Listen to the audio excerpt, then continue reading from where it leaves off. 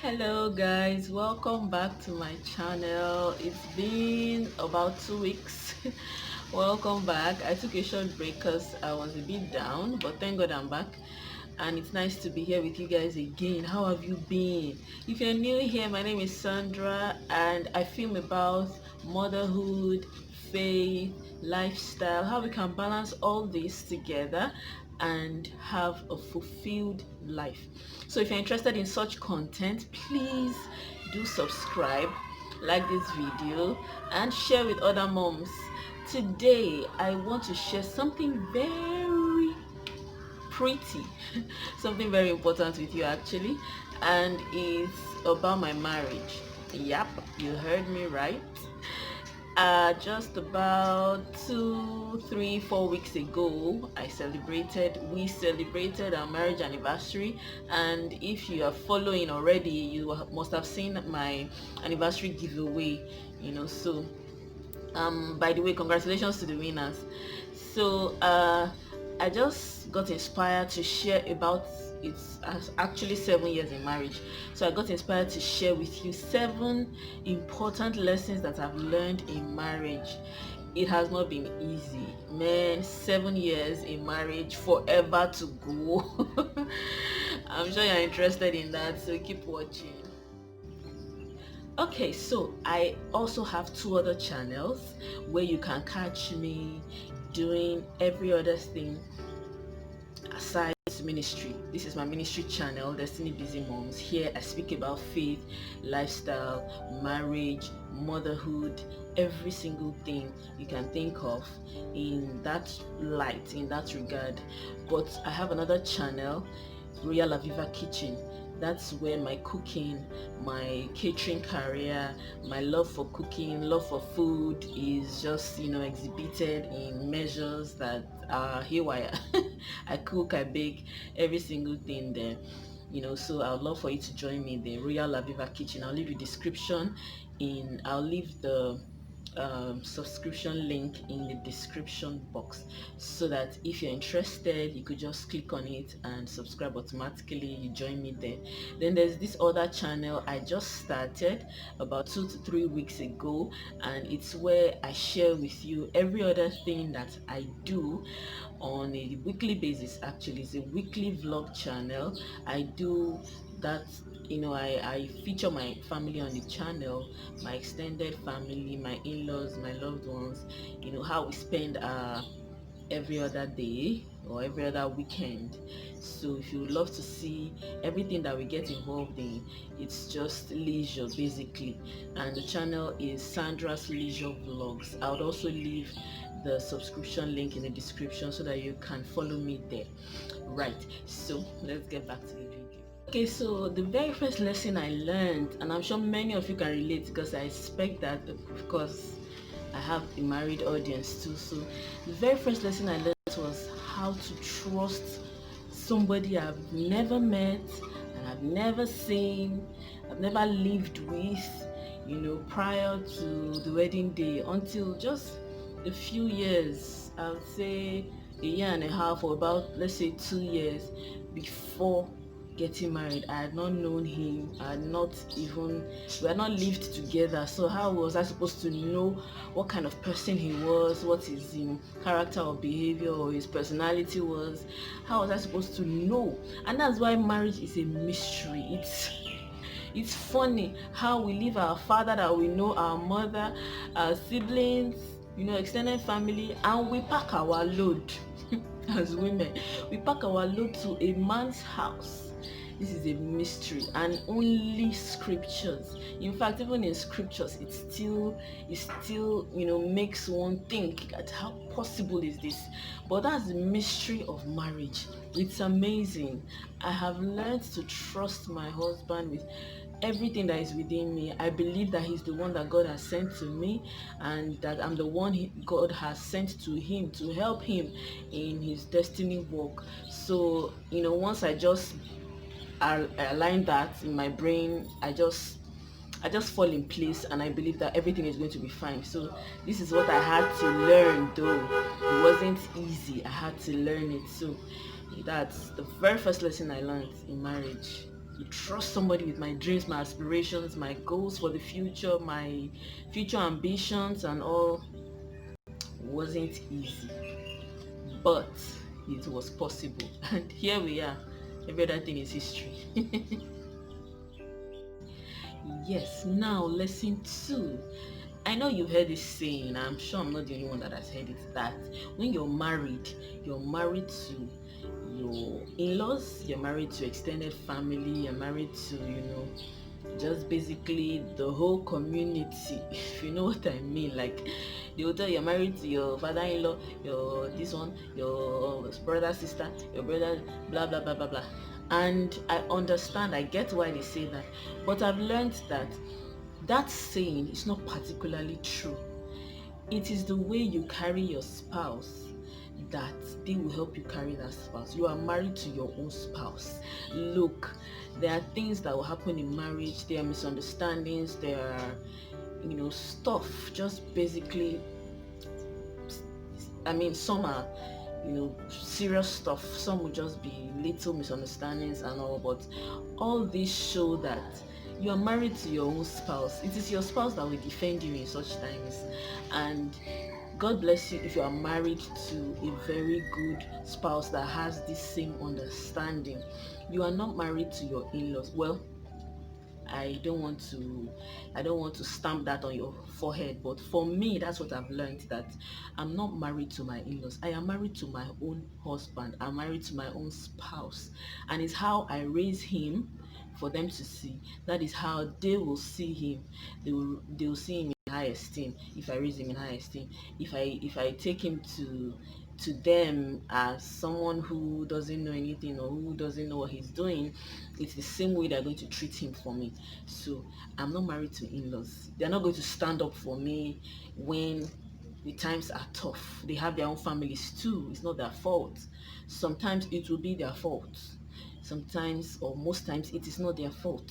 So don't ever come into marriage with that understanding or that mindset that everyone is going to like me, or everyone is going to just love me the way I am.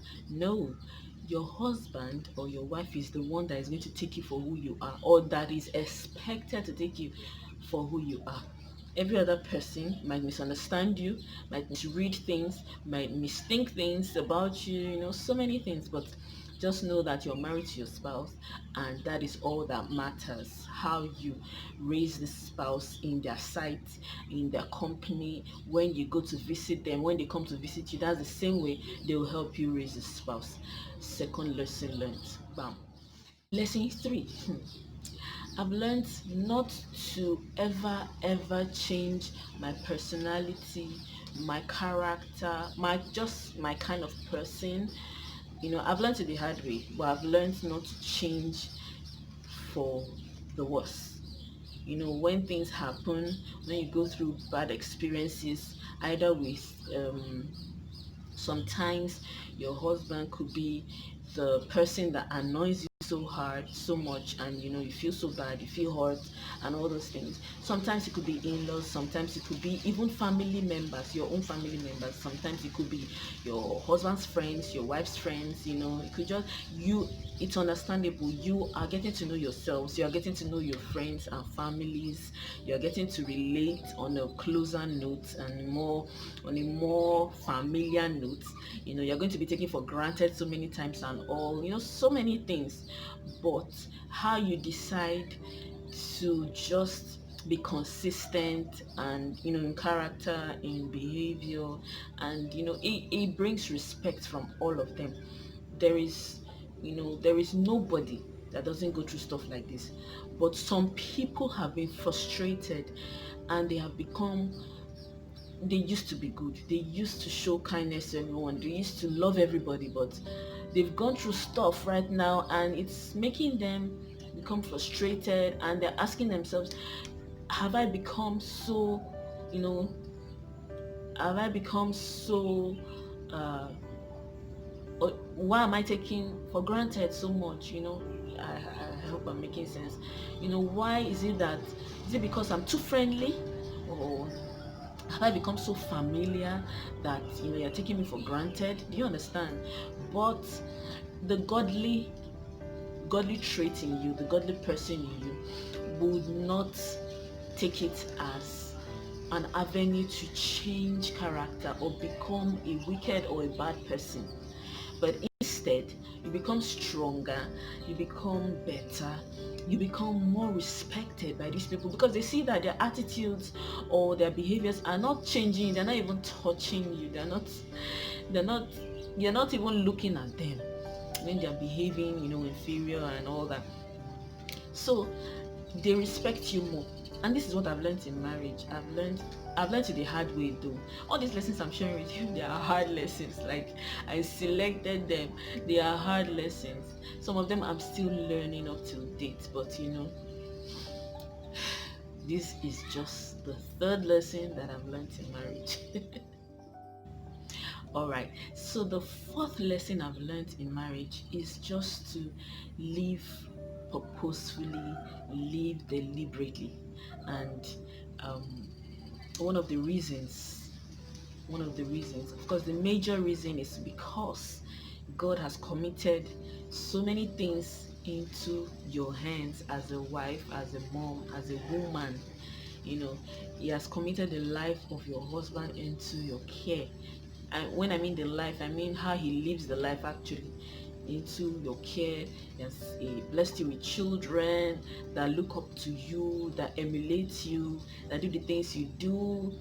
It would be absurd, it would be very unfair to repay God with, complacence, and basically just making your home nothing to write home about.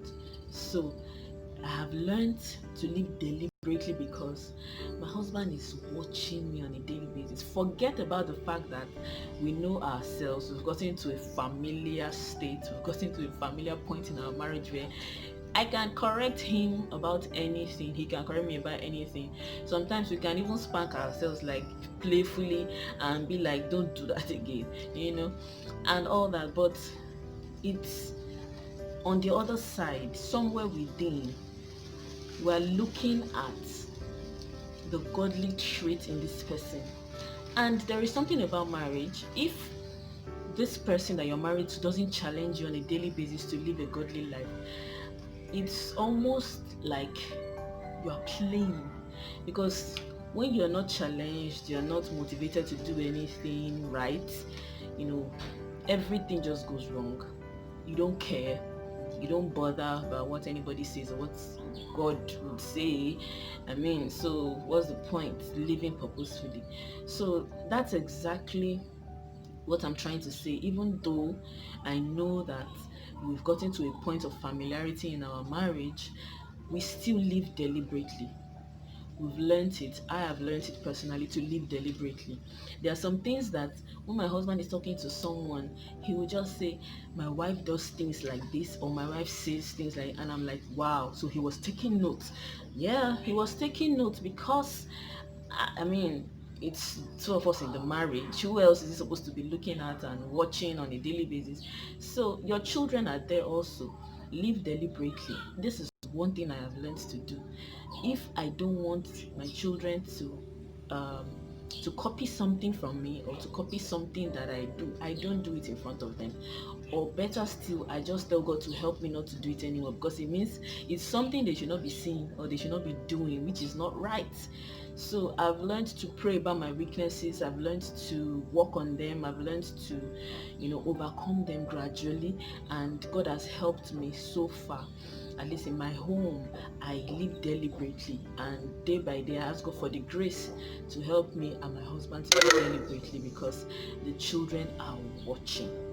This is the fourth lesson I've learned in marriage. Yes, this fifth lesson. I've learned to open up more. See the way I just said it. But it's true. I used to be a very private, like a seriously over private person. In fact, somebody saw me and had to tell me, look, when you're going through stuff, tell me, don't suffer in silence. That's how private I can be. Like, I can be so reserved, so private. I don't share my life or my anything that concerns me with anybody. I don't know if it's a weakness, I don't know if it's just a temperament, but that's the way I was before marriage. In fact, before my husband could eventually get a yes from me, oh my lord, that's another story for another day. Maybe I would say the story one day, but that's how private I could get. I was that private, but I've learned to open up more because we are the ones in this marriage. Who will I open up to? I cannot open up to even my best friend of before marriage. Now my husband is my best friend, so there is no point opening up to somebody else outside the marriage who will not understand what I'm going through or understand what I'm seeing in the marriage. So I learned to open up more. I share things more now with my husband, unlike before. There are some things I cannot share with my towel, soap, toothbrush, blah blah blah. But now I don't share toothbrush still, but you get what I'm trying to say. I'm that private person. I cannot share some things, like I'm so private. So and it leaves room for keeping secrets, which is very dangerous. So I had to learn it. I had to ask God to help me. Marriage is not, see, marriage is hard work. Hard work. But anyway, now before now, I wouldn't share all these things with you. I wouldn't even be sitting in front of the camera talking to you, saying what now? What will I be telling you? But all those have passed away. The new me is here. Mm-hmm. Lesson six. The sixth lesson I've learned in marriage is to be prayerful. I've learned to be prayerful. I'm still learning it. Prayers have helped me a lot in marriage, and my mentor has helped me a lot in this regard. And I want to give honor to whom honor is due. God has used her in my life, Pastor Bolaji Ayedun. You know, she taught me how to pray about every single area of my life. Like there is nothing I don't pray about right now. Every single thing. Even I pray even about the future. Like when I see things in my spirit, I pray about it ahead, and about my children, about every single thing, about my husband's job, career, about his temperament, his behavior, his characters, about mine, about my in-laws, about the experiences I want to have in marriage, the ones I don't want, I cancel them in prayer. So many things I've learned to pray about them. Before you know I used to feel that, well, if God wants something for me, it will happen.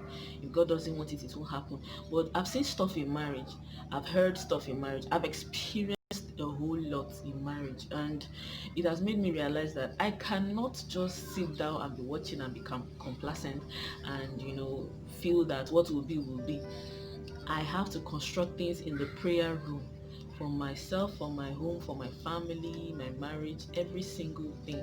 So I've learned to be prayerful, and I am still learning it day by day to be prayerful. Now I have different alarms on my phone that sound and that help me to pray about different things. So if it's 1 o'clock, I'm praying about maybe my husband, just for example, and by 2, or let's say 2:30, I'm praying about my kids. 4:30 or 4 o'clock, I'm praying about something else, just like that. That's just an example of how I've gotten to plan this thing. Like it's now something I plan ahead to pray about, and it has become a deliberate step and a deliberate effort in my life and in my marriage. Because most times when things are going fine, that's when the devil wants to strike. When things are going well, that's when the devil wants to raise his ugly head. So you can't afford to be complacent. You have to be prayerful. I've learned this in marriage, and it has helped me. Yeah, so the very last lesson, the seventh lesson that I've learned in my 7 years of marriage. This is not the last lesson, of course, but it's just one that has really been engraved in my heart, in my mind, in my life.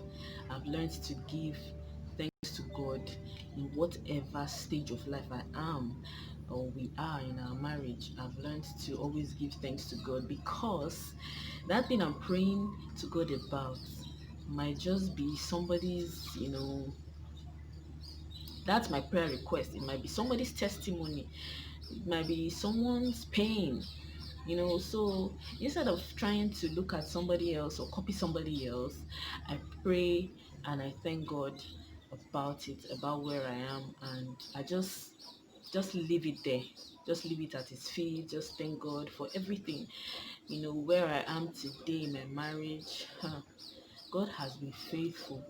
The Lord has helped us so much that, in fact, people look up to us, and I'm like, me, me. And I'm looking at my husband and I'm like, what do we know? you know, but God has been faithful. So we thank God for the victories, we thank God for the small ones, the big ones. We thank God for no victories at all. We thank God for every single thing, every single thing. I've learned to be thankful. I've learned to be thankful because looking back, the very first year of marriage, things were not pretty. The second year, same, but now things are looking better, and I don't want to believe that it is normal. There are some people who marry into happiness, joy. They marry into, everything being comfortable for them and okay. So how come for some other people it's not like that? It's not a normal thing. Some people marry into, from day one they're just sad. you know Arranged marriages, some of them are not happy. Some of them are abused marriages, and I understand, I get it, that sometimes it's not their fault. They just walked into it, maybe unknowingly, or just forcefully. But I thank God because mine wasn't like that. Even though things weren't rosy at the beginning, things weren't quite fine at the beginning, but I've learned to thank God for the little victories and every step of the way, and God has truly been faithful. So this wraps up the 7 lessons, very important lessons that I've learned in marriage that I'm holding dear to my heart. I've decided to share them with you. So please, if you got value, if you like these lessons, if you feel that they also apply to you and your marriage, please give this video a thumbs up. It really supports my channel. Try to subscribe and share with other moms. It supports my channel, so it helps my channel to be seen more by other people, and I'm grateful for the support so far. Thank you so much. God bless you all. I hope I'll be seeing you in my next video, which will be very soon by God's grace. Please check out my other channels, Royal Aviva Kitchen, that's my food channel, and my leisure channel, Sandra's Leisure Vlogs, actually my family weekend vlog channel. So I'll be seeing you over there, and I'll be seeing you in my next video. Thank you for watching. God bless you.